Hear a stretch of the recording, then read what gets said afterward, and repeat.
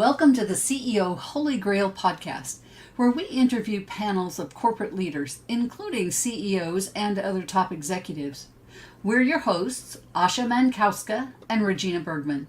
Join us to learn top leadership principles, understand the challenges facing these leaders, and how to overcome them while generating more profitability in your business. And now, let's meet today's panelists.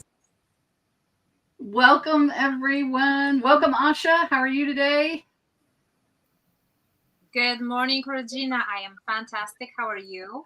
I am wonderful. I am so excited about our guests today. We have two of my favorite people in the world. I've known these two for a few years now, and it has just been one of those relationships that's grown and developed and over time. And I learned the Hawaiian word for family is ohana. I feel like you guys are ohana, if I said that correctly. Forgive me, Hawaiians, if I mispronounced that, but I think that's correct. Absolutely. So welcome, Pat and Holly. So glad to have you on the show today. Yeah, thank you. It's a pleasure to be here. Thank you. Awesome. Yeah, it's great to be here. And I do feel like your family. Regina, absolutely. Exactly. It feels that way to me for sure. So I'm just going to briefly introduce Pat and Holly, and then we want to hear from them. So as y'all know, we keep our introductions brief, so you get to learn from the folks that are on the show. So Pat is the CEO and head of innovation for a fairly new company they've started, which is called the Kingdom Growth Engine. And Holly is the director of client relationships and partnerships.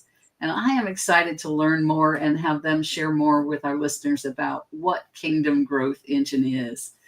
So, Pat, do you want to start us off and tell us a little bit about, what your journey has been getting to this place, why you guys started this company, and who's it for? Just fill us in.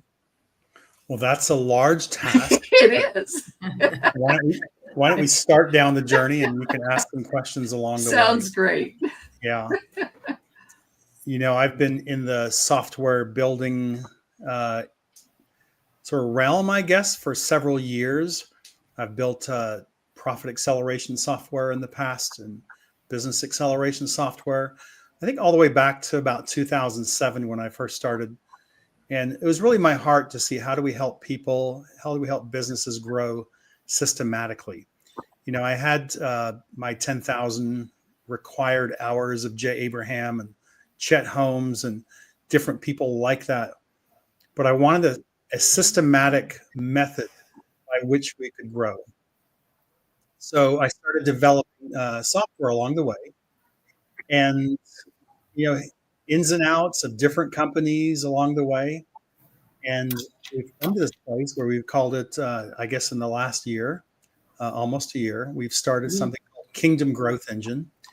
And, the word kingdom, there's a couple possibilities. One could be Saudi, could be the Saudi kingdom. I guess it could be the United Kingdom of UK. In our case, kingdom is more of a Christian word.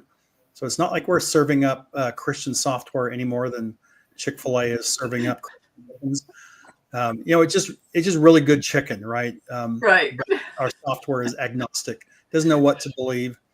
But the ethos behind our company is Christian, and we're just trying to build really good software. We've had a lot of experience along the way, and we know what business coaches and consultants want and what they don't want and what they're frustrated with.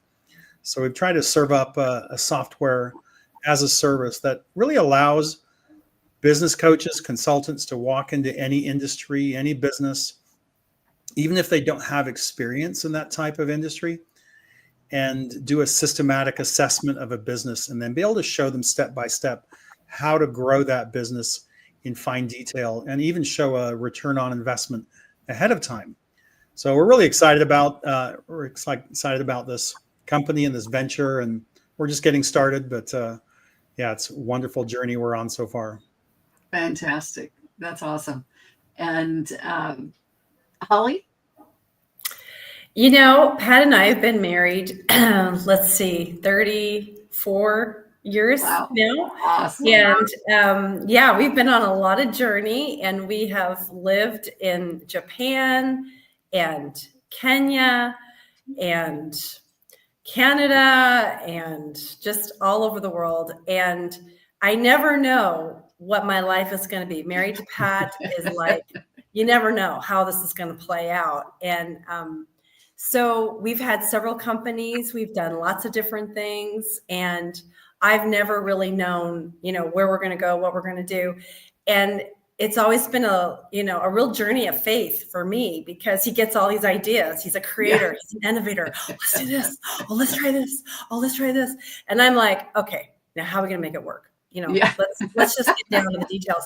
And it was really hard. Like, it's been hard because, I kind of rain on his parade sometimes. And so anyway, this latest company is really an offshoot of what we were doing before. But we just wanted to meet the needs of the coaches. Just give them the software. They don't need a lot of other stuff. They just want the software. And so that was Pat's idea. And so we've been on quite a journey to get to this point. It's much harder than I ever thought it would be. But we're excited for the people who have joined us and love the software and think it's exactly what they need. And so it's exciting to see where it's going to go and what's going to happen. And the different people that have joined us along the way, from Ethiopia to, South Africa, Kenya, Namibia. So it's been a journey. Yes. And I love the yin and the yang of your relationship. It's interesting to me because what I'm hearing here is the exact opposite of my marriages. So as you know, I was widowed back in 2014, but both of my husbands, I remarried in 2016. Both of them are the practical, the hands-on practical, and I'm the big picture person. So kind of the opposite of the way you two are. You need both, though. You need both.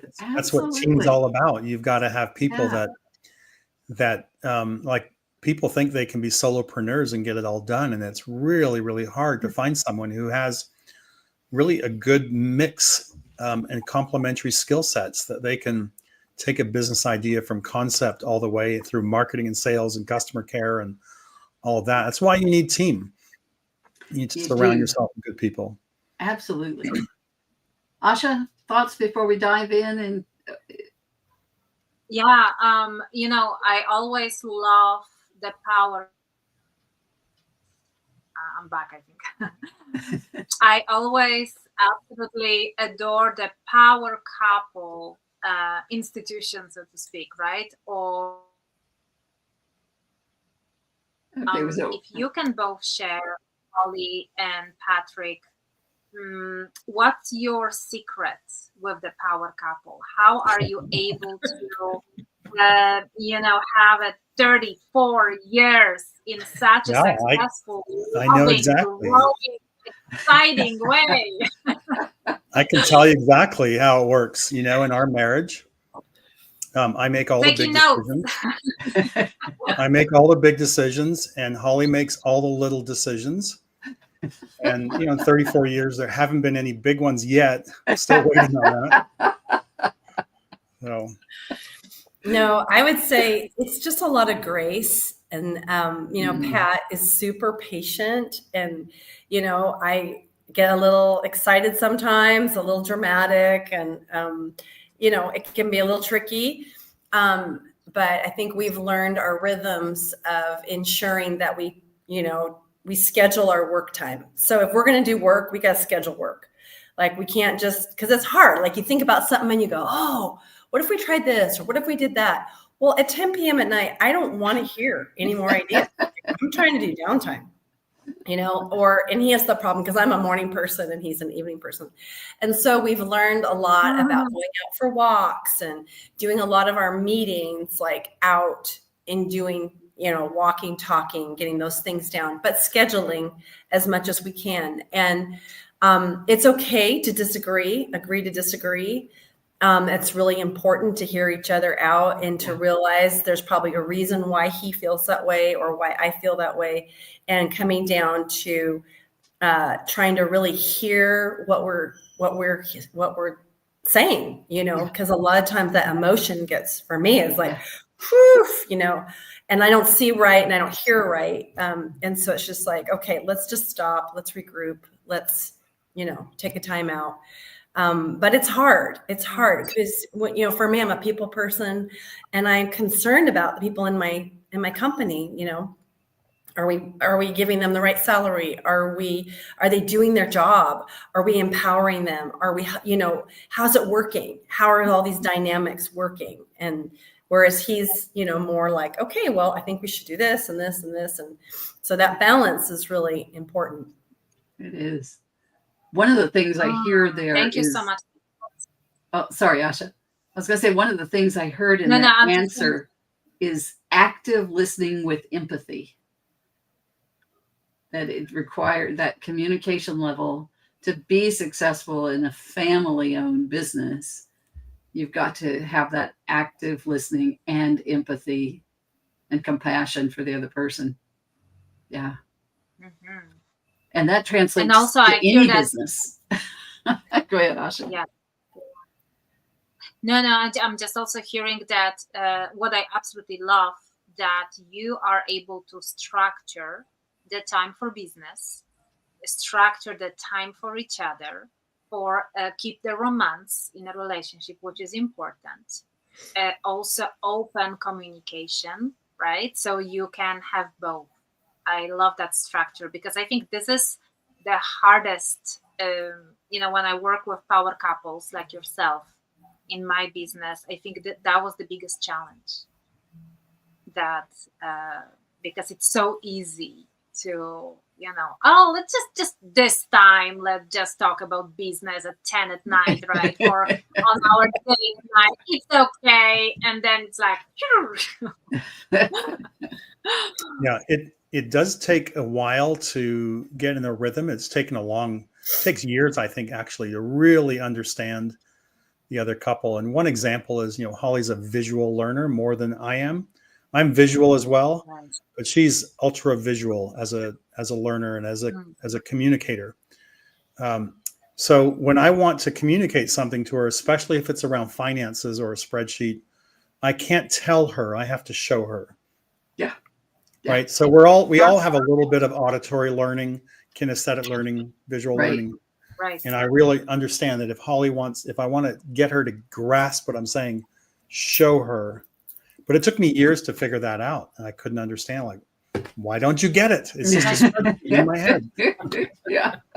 And I'm the same way. I'm a visual learner. And it's really, if you really want me to be on board, find a way to show me and not just tell me. Yeah. But there's a lot of God's grace too. Like, we just have to have grace for each other. Absolutely. All the time, especially the older we get. But what I really commend you for is the commitment to learning each other, the commitment to, okay, maybe I don't understand something right now, or why the other side is reacting this way, but I will take the time, make the effort in order to understand you and fulfill or communicate in a code, in a way it will be clear for you, so you can agree, right? So you can comprehend my vision. And that's, I think, a perfect segue to clientele, because that's exactly the beautiful approach with each other. I think you also use with your clientele, right? You want people to understand exactly what you offer. And how do you do that? Yeah. I'm going to let Pat answer that one. Mm-hmm. The marketing message is actually difficult. And some people say it's easy. It's like, well, just figure out what your customers want and give it to them. I've heard that before. Right. The challenge with marketing and business growth overall is that there are so many options. And there's a certain way that I've learned of doing things. So if you imagine that my expertise is this box of knowledge, and let's say this box is 20,000 hours of study. Sorry, Holly's a little bit today, so she might have to That's okay. It's all good. Sorry, she caught a cold, so she'll come back in. Yeah. So imagine this box of knowledge is 20,000 hours. This is what I know, and I'm really good at this. But the whole realm of business growth is infinite, and it's with Chat GPT and AI and all that. It's expanding, doubling maybe every month now. I mean, it used to be with Moore's Law, it would double every 3 months or something. But it's accelerated so fast, and there's an infinite amount of things I can't know. So the issue is, if I know this, and I'm talking to someone, I might be talking to you, Regina, or you, Asha, and you say, "Oh, well, Pat, have you tried this or you tried that?" It's like, well, maybe I hadn't even considered it, because it's your box of knowledge is different than not mine. Yeah. And your box of knowledge that you have separately is different from each other, and there's always overlap. Like, we all understand the concept of USP, referral systems, things like that. Yeah. But there's hundreds and hundreds of ways to grow businesses. So we have to operate in a framework that we understand we're really good at, and I think not get distracted by the things that we're not good at. And so when we look at our client base, like, what is it about our prospective clients that really attracts them? And I think that's just spending time doing the research, figuring out, having the conversations, having a lot of conversations, seeing what do people really want, and then formulating a marketing message that actually attracts a lookalike audience to those people is another challenge in itself. Absolutely. So I think it's a lot of everything in marketing is a test. Mm-hmm. You do your best, you try something, you test it, you measure it and track it, and then you examine the results, and based on the results you say, I will either do X or Y. And it's often Y might be pull back and try something different. Yeah. But you have to test, you have to track continually. You know what I noticed, Pat? Thank you so much for this great answer. With my long-term clients, the one consistent thing we always do, we are optimizing their marketing message.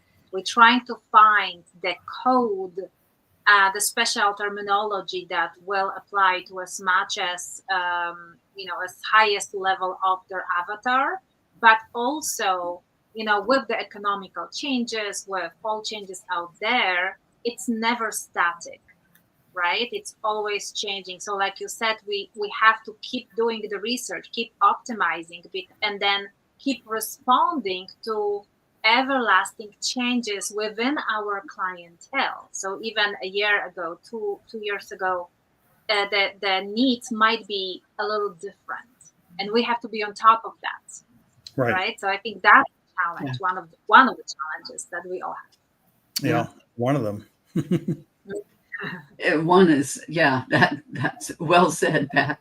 What would you say some of the top challenges are, aside from what we've just discussed? What are maybe the top one or two challenges that you see that companies are struggling with, or executives are struggling with? You've probably all heard of the concept of blue ocean strategy by I think it was Kim and Mawborn, I think. They give us different ways to look at competition and look at a market space. So if you look at, say, first of all, red ocean, you imagine this like shark infested ocean. Everyone's fighting for the same resources, right? It's crowded, it's competitive. Sometimes it's bloody. That's where the red comes from in the ocean. Right. So it means you're competing in an existing marketplace. You're going after the same customers as everyone else. And you're fighting for every inch of market share. Often through lower prices, new features, out marketing your competition. So it's like fast food chains are really, a lot of them are in this red ocean.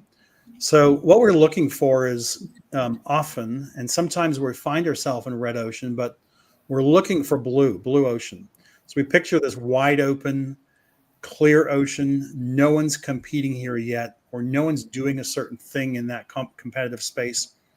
And you have the freedom to be totally unique. So it's the idea is, how do we create a new market space that makes competition irrelevant? So you're not fighting for a slice of the pie. You're just breaking a brand new pie that only you can serve. And that's the difference. Like, think of Cirque du Soleil, for example. They didn't try to compete with other circuses. They just created a whole new market by blending elements of theater and traditional circus acts.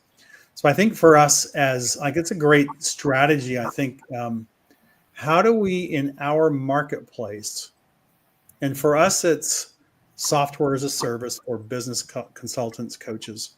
But you think of the whole business consulting marketplace, a lot of it's extremely red ocean. Like, we're just finding our, like, oh, there's a little morsel of fish. I want to go and get that. But how do we think a little bit differently and say, what could I bring to the market, which is blue ocean? What could I offer as a service? What could I bring as a strategy?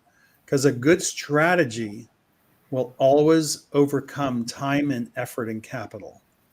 Right. Right. So you can have all the money in the world and go to spend it. One example, there might have been a presidential candidate who just spent $1 billion and lost because she had the wrong strategy. So how do she outspent her competitor 4-1 or something.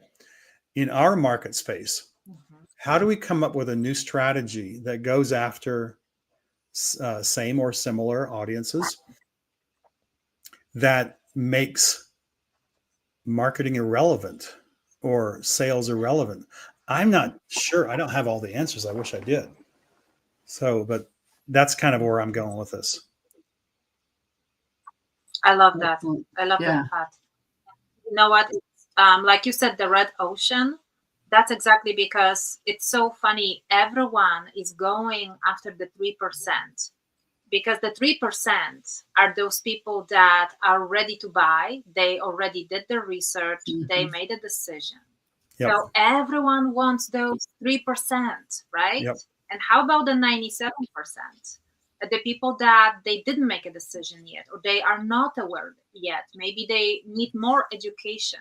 No one wants to spend the time and the effort, right, to those people. And actually, that's the blue ocean that we have when you can create those relationships, nurture them, and guess, when they already made a decision that they're ready to buy, guess who they think about first, right? That's right.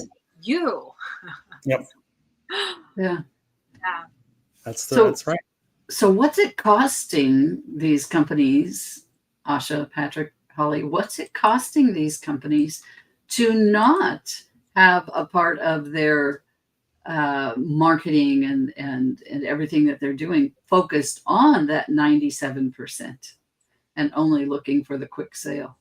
It's costing the future, first of all. But you think about what Asha was saying there. If the blue ocean is looking down the road and you're in the business consulting space going after business owners, you could back it up and say, who are the future business owners? Well, they're business school students right now. Now, you want a long-term play, right. You could start going after business school students. Okay, there's a Facebook marketing group strategy, which I heard years ago. If I'd done it and just taken advantage of it when I was younger, I would be rich right now. But because it was a long-term play and I didn't want to put in the time, I ignored it to my own detriment. And the whole strategy is you join a Facebook group of your target audience. And you don't start trying to sell anything. Right. All you do is you become the go-to person in the group. It's not your group, but when people come in, you welcome them. Yeah. And you say, hey, if you need something, let me show you around the group, or let me contact you with different people. And so you play the long-term game. And after you become friends with them, you invite them to be your personal friend. And maybe at some point in the future, because you've added so much value, maybe more than the group owners, then you start your own group and you invite them to come and join your group. Well, that's a long-term play. How long does it take? 3, 4, 5 years? I didn't want to put the time in. But if someone put the time in, you could build an awfully amazing following that way. That's just long-term thinking. Agreed. And how often in many areas of running our businesses do we fall into the short-term thinking instead of the long-term thinking? I mean, you've given us one great example, but daily, Regina. It's a daily trap. You go on YouTube and there's 1,000 videos that are flogging their way to get rich faster, and they're clickbait.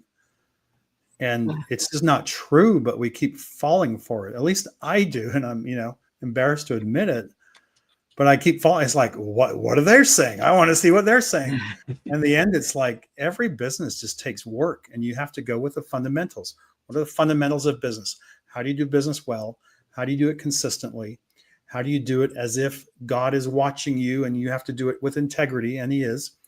Then if you follow the basic principles, you'll reach success. But it often doesn't come in 6 months or 9 months like the gurus tell you it will. It might take 3 years, right? Yeah. 4 years, 5 years. Yeah. And we're coming back to the same foundation of creating the power couple. 34 years of going deeper, working, putting so much effort, love into retention, like with our clientele, right? Because I'm noticing that there is a lot of businesses.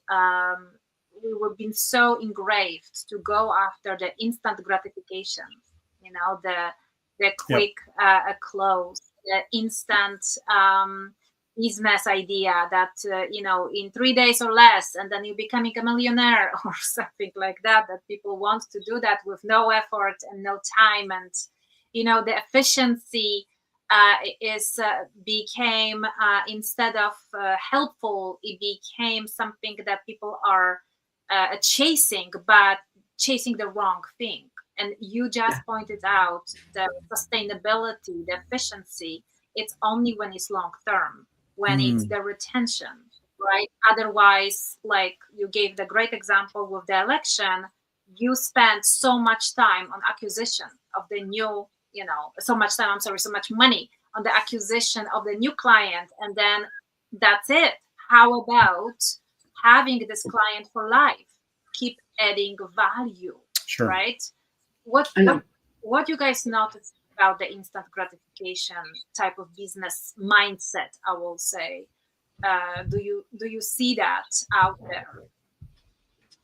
I think for some businesses, it's probably what they capitalize on most is instant gratification. Yes. Like McDonald's, I want a milkshake. Give me a milkshake.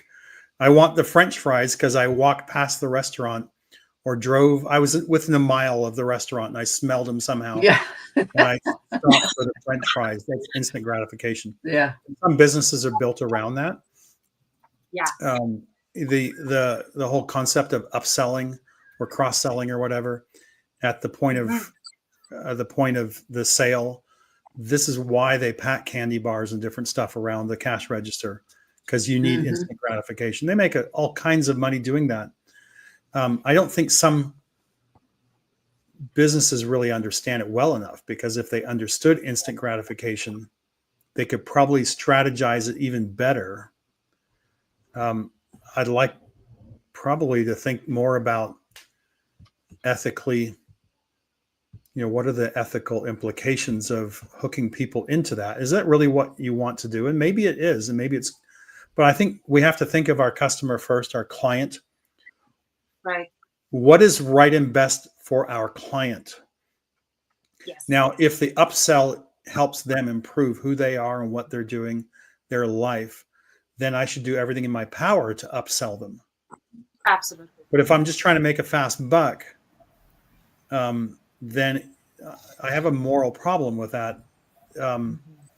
I'd rather not, because I don't want them to buy from me just because I've tricked them into buying because of something. Yeah, I want whatever they buy from me or subscribe or whatever should be in their best interest, not just in my best interest.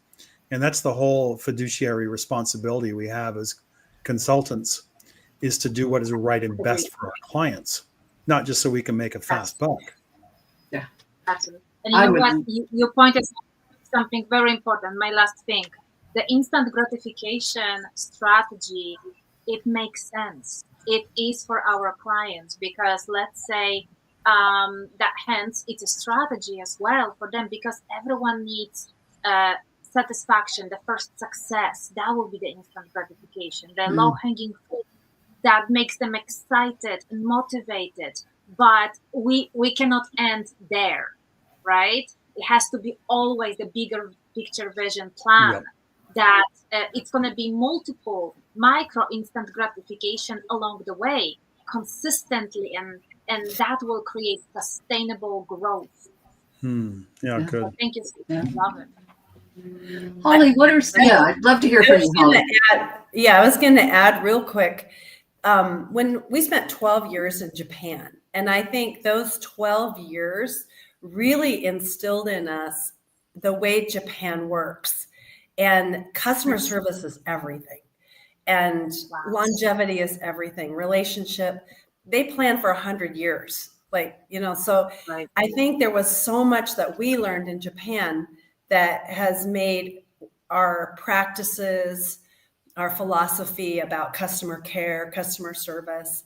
I think it's played into who we are today. So I know it's really hard to go to other places when you've come to Japan and they treat you like you're somebody special. And that's just who they are. It's a lovely culture, lovely thing, lovely place. Our kids went to school there, they were born there. And they just have that graciousness about them because the Japanese are so gracious. So I'm hoping always that we're carrying that over into our customer support and customer care. Holly, go ahead, Pat. I'm sorry. I was going to expand on this whole concept of upselling. If you could have a monthly meeting with your team about how can we add more value to our client this next month. If businesses were to do that, I'll give an example out of Japan. I'll compare it to what happened in the US. I went to buy a new car in Japan. I went to the dealership with my kids. They're, I don't know what, 3 and 5 at the time or something. The secretary comes up and offers me a laminated menu of drinks. She's like, what would you like to have? And there's like iced tea, iced coffee, hot tea, juice, soda, water, whatever. She gives me a menu and we all order from the menu. Well, that is a pretty cool idea. What does it cost them to do that? Let's say 50 cents per drink. So $1.50. And I'm like, oh, that's impressive.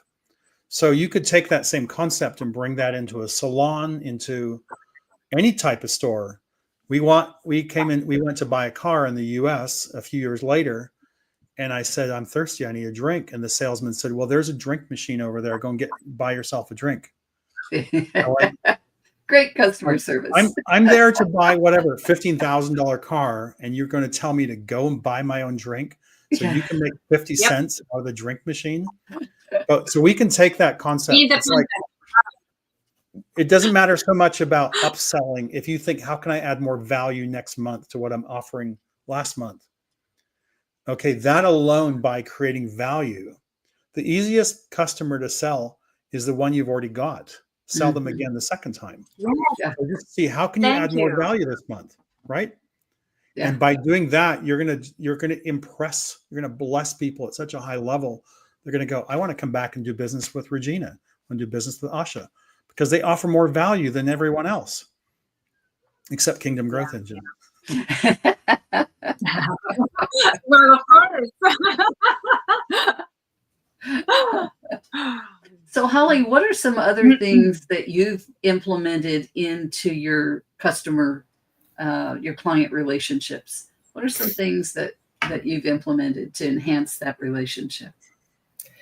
Well, this scenario, this company we have now, it's pretty much come in, buy what you need and, move on. But we started a roundtable because we wanted to know how are our subscribers enjoying their software.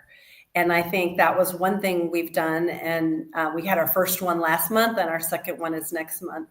And so that gives us a clue into what's happening.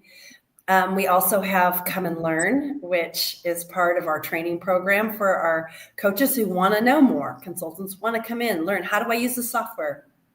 And Regina, you're a great host on that. Thank you. And so I think those are some of the ways we're kind of reaching out to say, how are we doing? How is this working for you?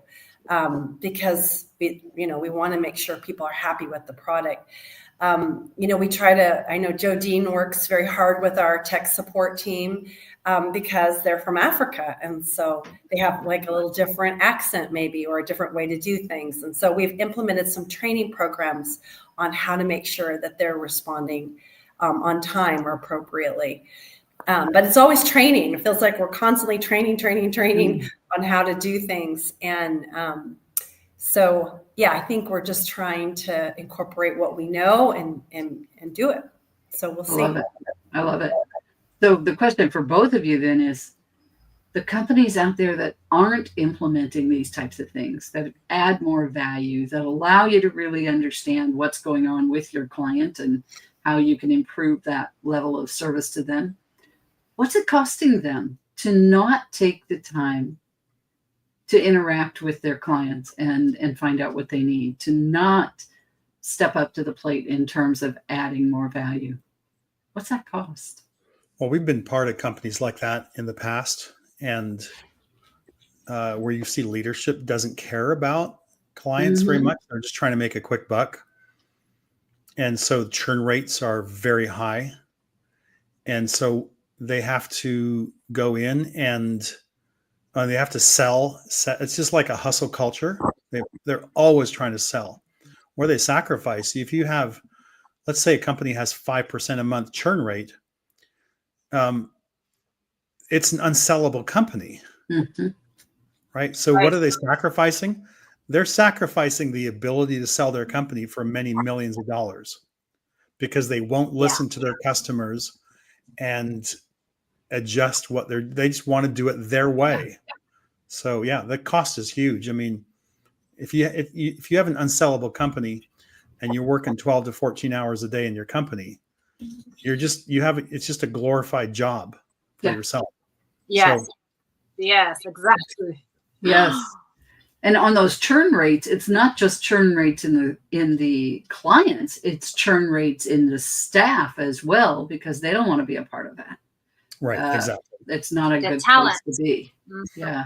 Yep. And in terms of not being able to sell your company, there's a whole legacy question that comes into that for me. What's the legacy you're leaving for your family?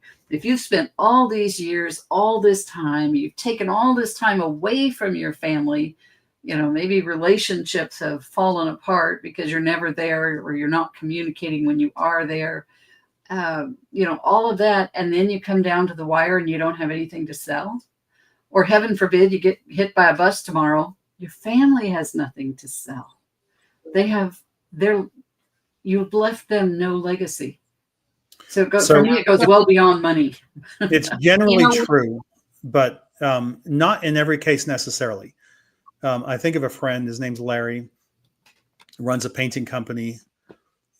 He's had it for 30, 35 years. I don't know. And I said, hey, when are you going to sell? He goes, I have no interest in selling. I'm just going to give my company away to my employees because I've earned enough money over the years. I've invested wisely. My investments have done well. I don't need the money from a sale. So I'm going to hand it over to my employees. And I'm like, that's beautiful. It is beautiful. It's a different ending than what we're thinking. Yes. But providing the structure and foundation are there for them to be able to smoothly make that transition and keep going. I know a company here in Texas that did that several years ago. And the the people are still, the key people were still there, but they went ahead and divided that company up amongst the employees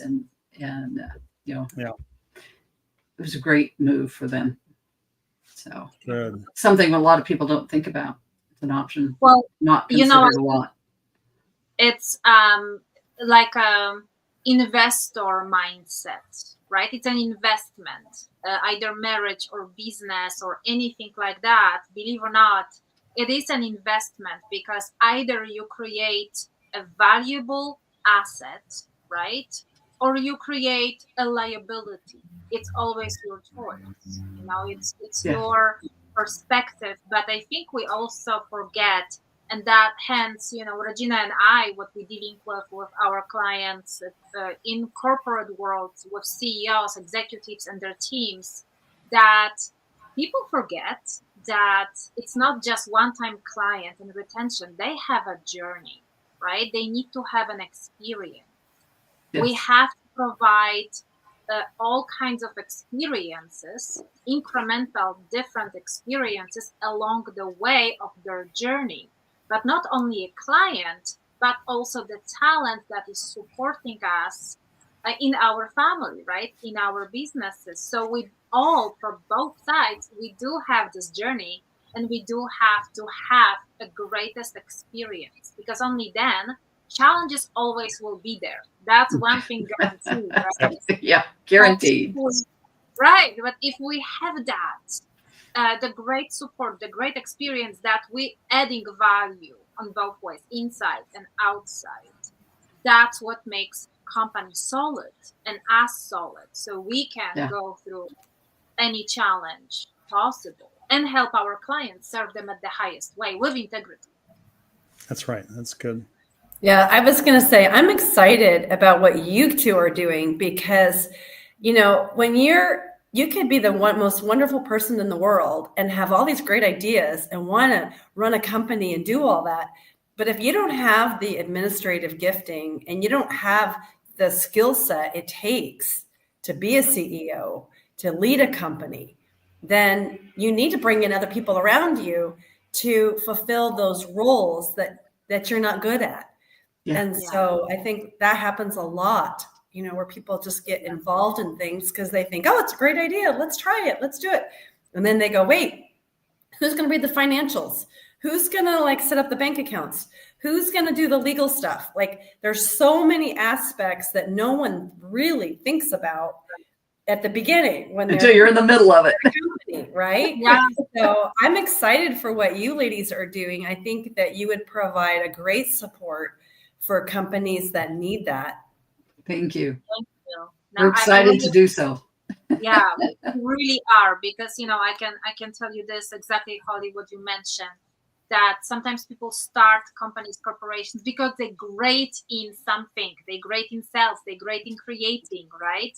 And they're like, okay, everything is gonna work out, and it will just flow smoothly.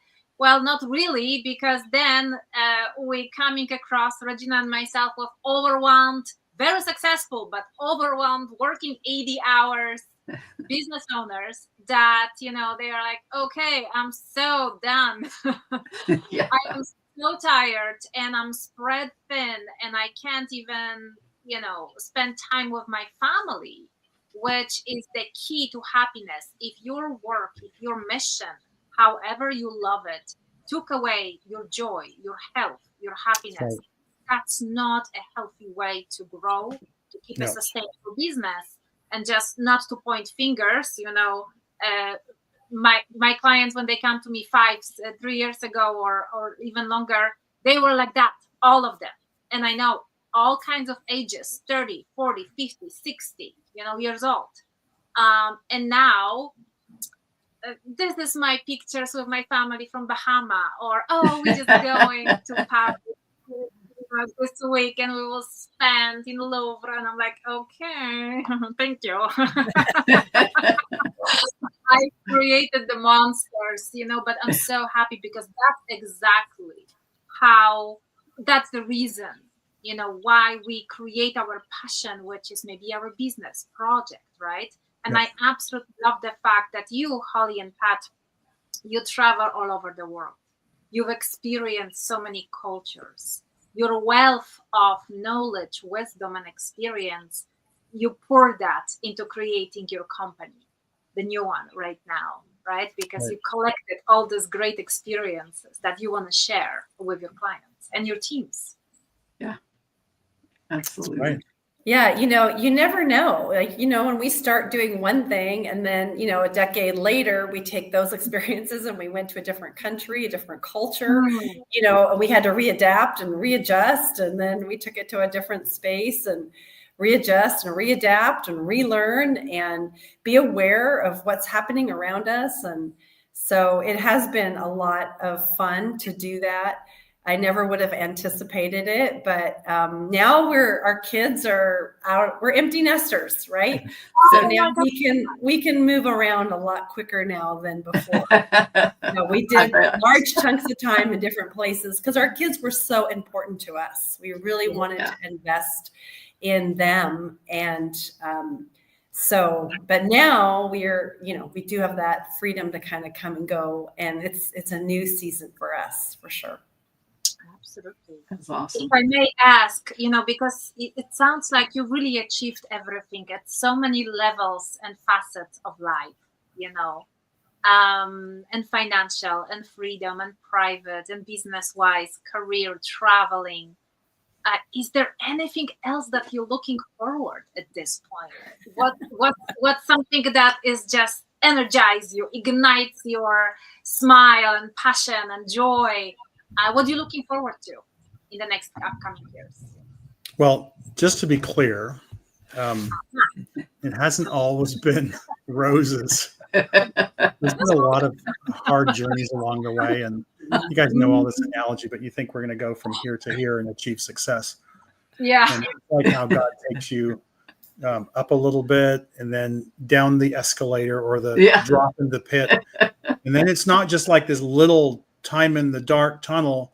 It's years. It's like, oh my God.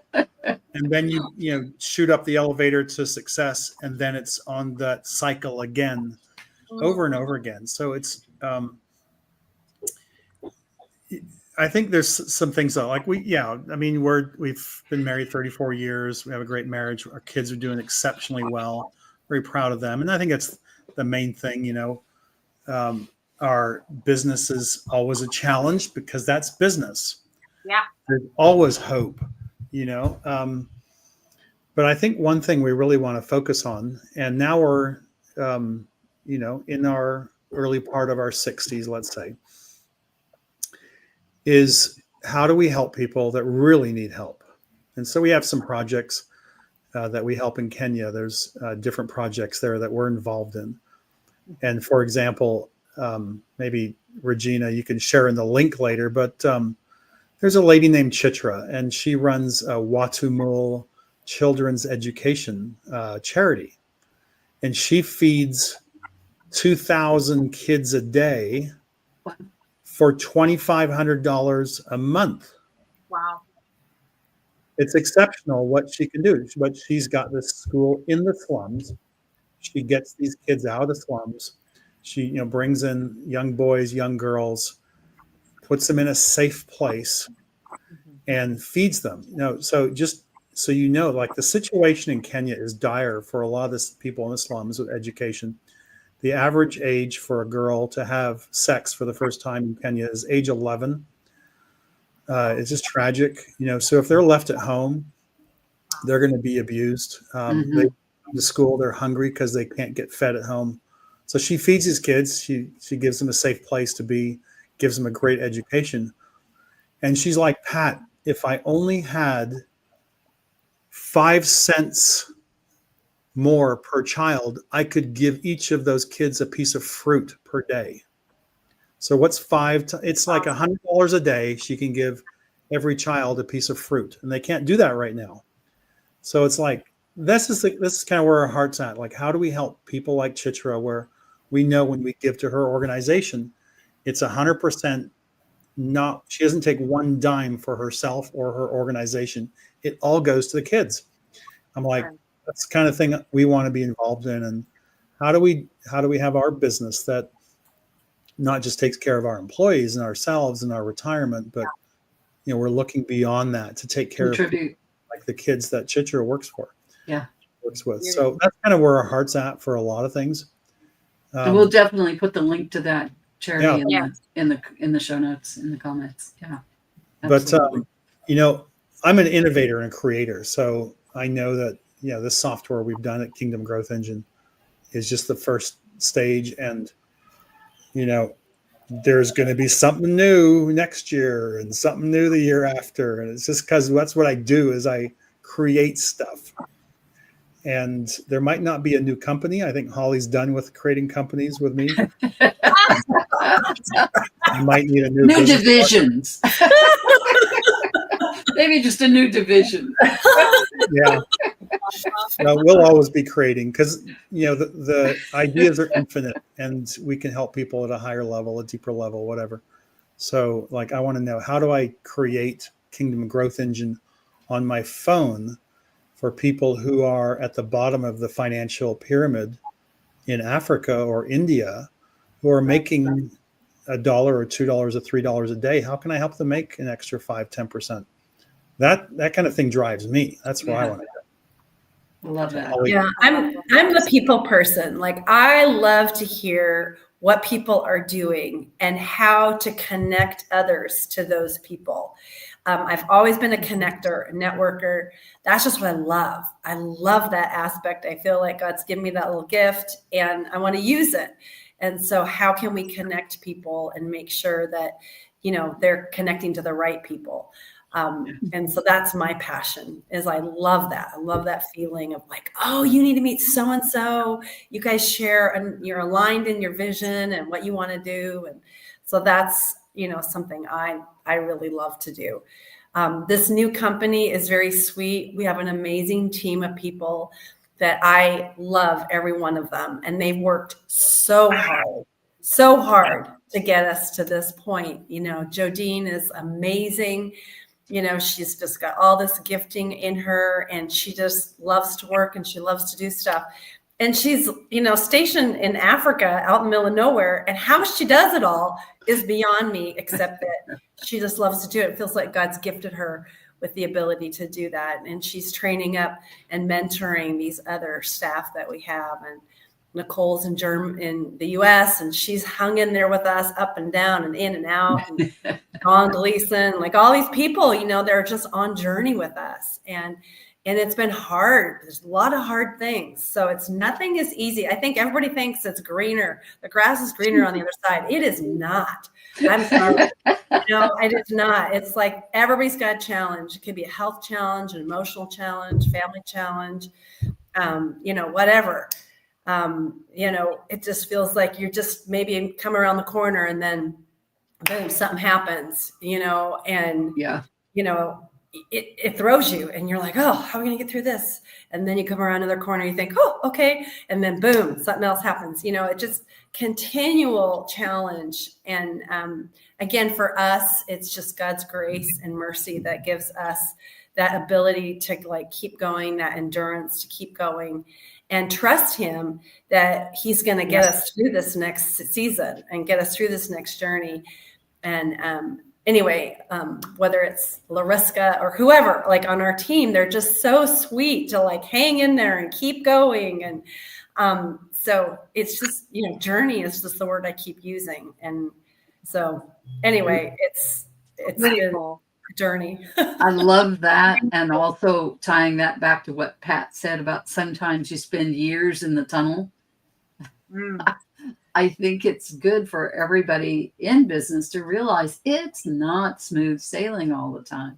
And sometimes there are those valleys can last a long time while you're learning, while you're growing, getting ready to hit that next summit. Those challenges are going to come, and it's important that we do everything that we can to create that solid foundation in our business that will carry us through those challenging times as we're struggling. So that's right.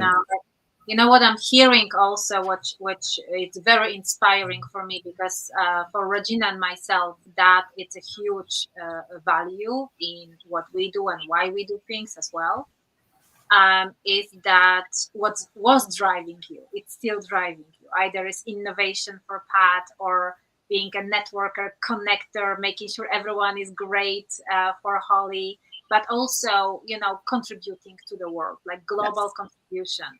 At the certain stage, if you really, I'm not saying forget about yourself, forget about your needs, because that's not all about. Please do make sure your cup is filled first too. but see beyond that, beyond your family, beyond your team, beyond, there are so much difference we can make in the world. There's so many opportunities. And I think that's exactly what drives us all. When we reach this stage, that's when we actually can make a huge difference in the world. So I think I speak for Regina and myself that we have so many beautiful causes like that, and that's what's really driving us. Why we're putting all this energy, effort, and passion into what we're doing as well, like yourself, to really make a humongous difference in the world. I love that, because part of what it's costing us if we don't fix our companies and create them properly, part of what it's costing us, a big part, is our contribution to the world in the ways like supporting this charity that Pat was talking about. Or, Asha, I know you have charities you support. I have charities I support. We can't make a difference in the world, as big a difference in the world as we want to make, without cash.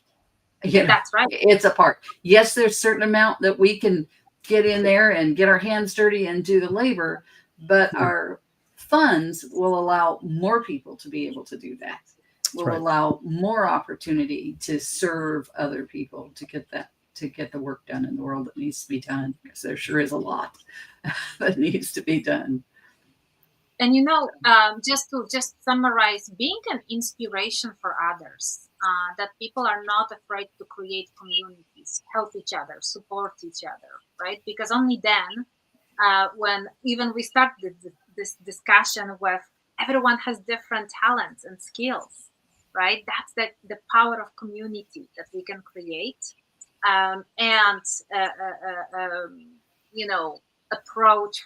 approach any challenge from so many levels and help each other. So no one is alone. No one has to wear 10,000 hats and feel stuck there. I think the key around all of this is that if you say you wear a certain hat and you can do a certain job, show up and do the job, and don't tell people that you can do a certain job, or you're good at something and you're not. And I think I get tired of the especially the business coaching industry. I think with consultants we might do better, but a lot of fakers, fake it till you make it in the business coaching industry.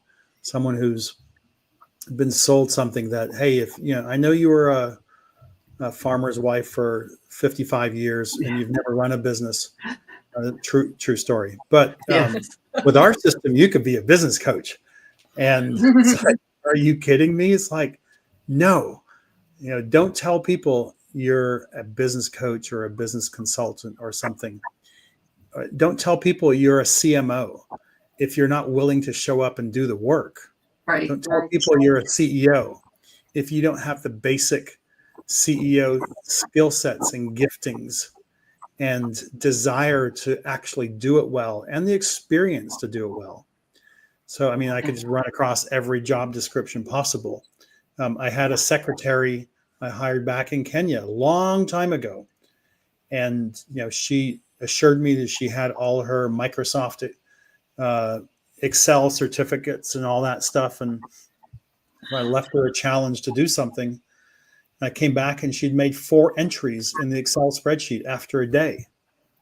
I'm like, how can you do 4 entries in a day? Like, that's 10 minutes of work you did.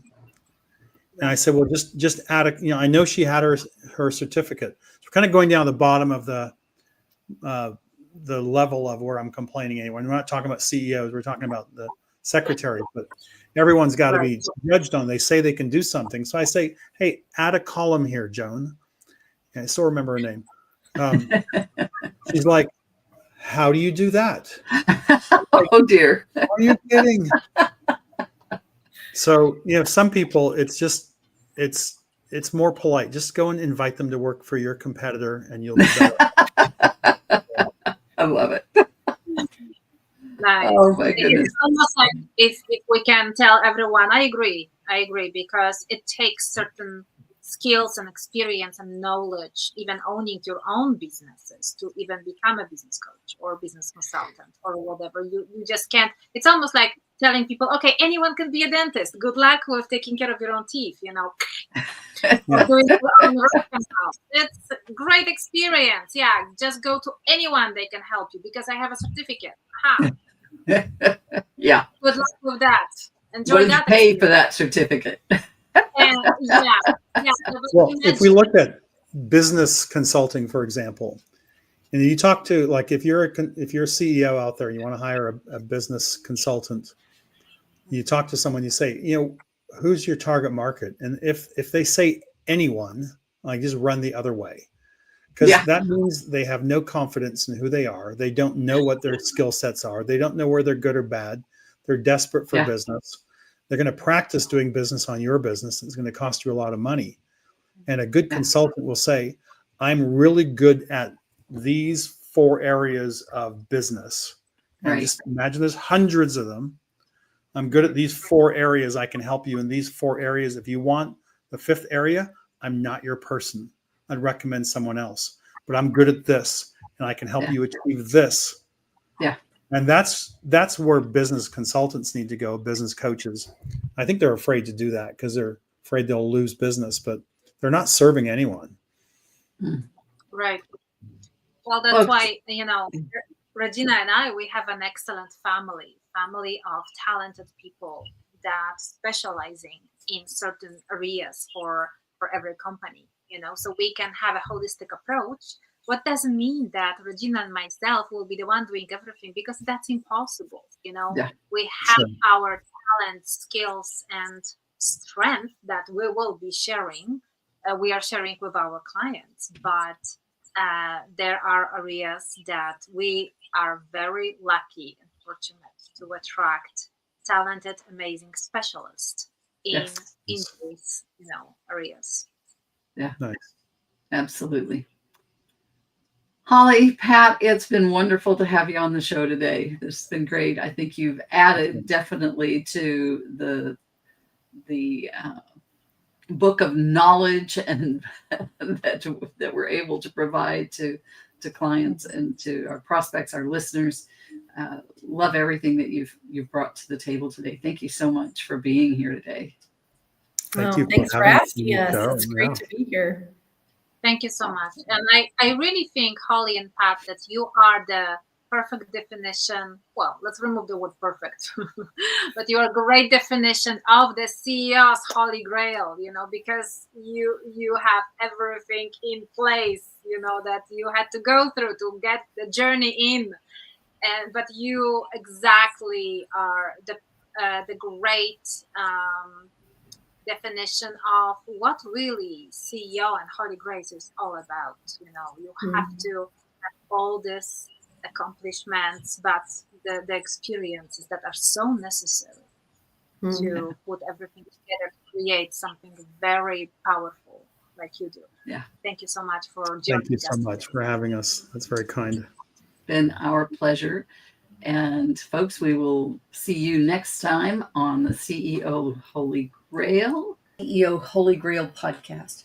We extend our deepest gratitude to each and every one of you for joining us on this enlightening journey. Your unwavering support and engagement inspire us to continue delivering valuable insights and perspectives to CEOs and entrepreneurs worldwide. We'd like to take a moment to express our heartfelt appreciation to all of our esteemed guests, whose expertise and wisdom have enriched our discussions and provided invaluable insights. We're deeply grateful for their generosity in sharing their knowledge and experiences with our audience. If you have found value in this episode and wish to stay connected, we invite you to like, subscribe, and share the CEO Holy Grail podcast. By doing so, you'll ensure that you never miss an episode, and you'll help us reach a wider audience of aspiring leaders and industry professionals who can benefit from the knowledge and inspiration we provide. If you wish to explore the exclusive Executive Solutions preview, where you can gain further insights into our comprehensive program designed to empower CEOs and entrepreneurs in their pursuit of success, you may contact us directly at the link below.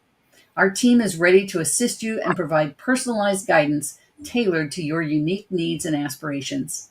To schedule a one-on-one appointment, please visit our calendar through the link below and book a time convenient for you. Once again, we express our deepest appreciation for your continued support and participation in the CEO Holy Grail podcast. Your engagement and feedback drive us to deliver thought-provoking content that empowers CEOs and entrepreneurs on their paths to excellence. Together, let us continue to explore the realms of leadership, innovation, and success. Thank you for joining us, and until next time, may your journey to the CEO Holy Grail be filled with growth, fulfillment, and extraordinary achievements.